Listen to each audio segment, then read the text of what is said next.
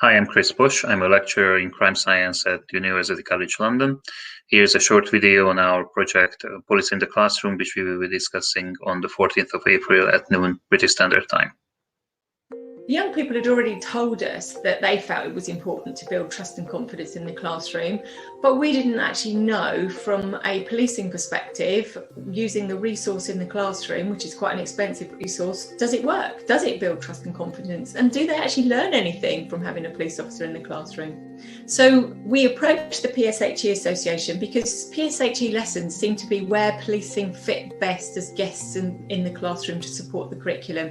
So our role as the PSHE Association was to create resources for teachers which could incorporate the knowledge and experience of police officers and do so in a well-designed, well-thought-through way, and really give a platform for schools up and down the country to work with policing and incorporate their expertise into the PSHE classroom. The first thing we did was do a survey across the country, and what we discovered was that there was a lot of officers going into schools using all sorts of different resources, having not really received any training, but really wanting to do a good job and to get messaging across to young people and to build trust and confidence between young people. We embarked on this project with a strong belief that if we trained police officers and gave them the right resources, we could have some really positive outcomes. But a belief isn't enough to build a whole programme. We wanted to test that, and that's why we worked with the London School of Economics to really robustly investigate whether or not, if we did these things, we'd get the outcomes we predicted.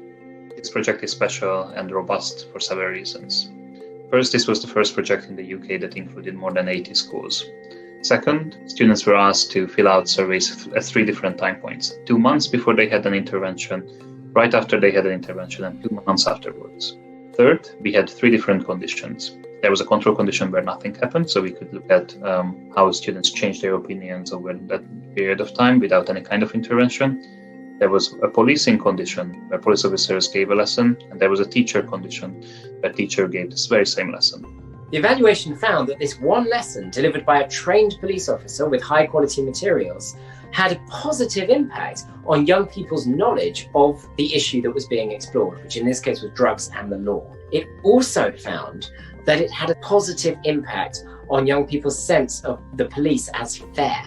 And therefore, going forward, what we really want to do is to establish a national curriculum for policing to deliver a national training programme for officers that go into the classroom. And in order to achieve that, we need buy-in from the stakeholders that are involved in this work, and also funding to be able to create a national youth engagement programme.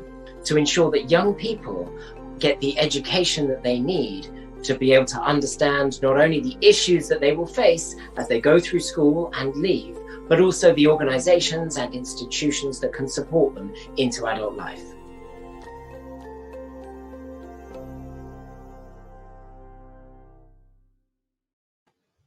Thank you for watching this little sneak peek into our research. I'm looking forward to seeing you on the 14th of April at noon at our talk, where we will discuss the research in more detail. Thank you again.